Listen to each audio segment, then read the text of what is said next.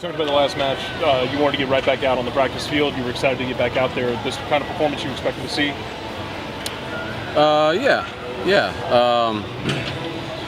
Guys are excited to play again, and that's what you need to put a disappointing day behind you last weekend, is to get back out and play again and have a better performance. So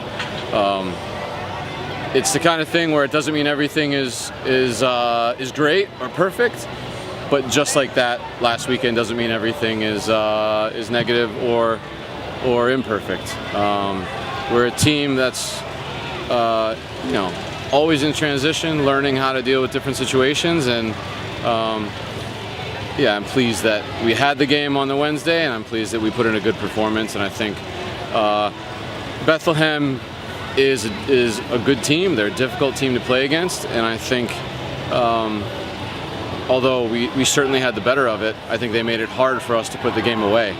And then you see at the end that they're not going to roll over and go lightly, and they get one back late, and now we have to kill off the game, which in and of itself is not a bad lesson to have to learn. After that tough loss at Red Bulls 2, and winning tonight here at home, what's that say about the team's resiliency, ability to bounce back? It's always been a resilient team. A number of times, because of our immaturity, we've gone behind goals, and a number of times we've climbed back in to get a point, whether it's Louisville or Charlotte, pushing Louisville away from home to the limit. So we've had a lot of performances that have shown that resiliency. And I think today was a little bit of a bounce back game. And of course, we were pleased to include a number of players that we're able to give some good game minutes to on a really hot, humid night.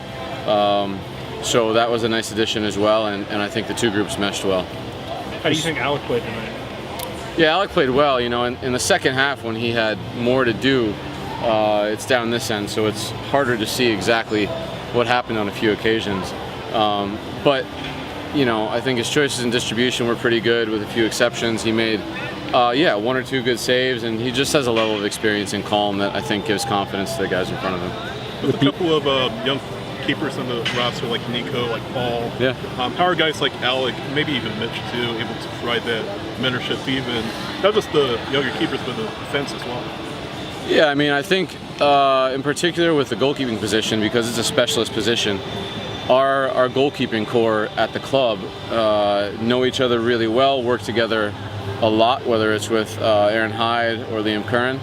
And so all those guys, I think, push each other, mentor each other, whether it's Brad to Paul or Nico, or Alec with Paul or Nico, or Mitch for that matter. So because we're around each other so much with the first team and the USL team, I think there's a lot of that going on.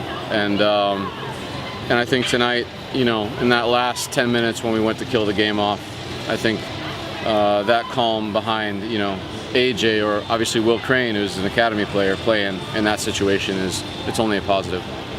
Fewer MLS minutes for Brandon Vasquez this year, but are you noticing that he's benefiting from just having more minutes on the field in general?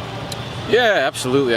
Listen, rhythm and confidence is so important for any player, and anything that we can do to contribute to his continued evolution is part of the reason that we're here. And so a really opportunistic goal tonight, which is just a credit to his awareness. Getting a number of touches, finding good places on the field, and then perhaps not most importantly, but importantly, getting a good run out of 70+ minutes, which just builds his fitness level, which will allow him to be an option for Tata, because that's important that there's options off the bench for the first team. We saw Will come into a game and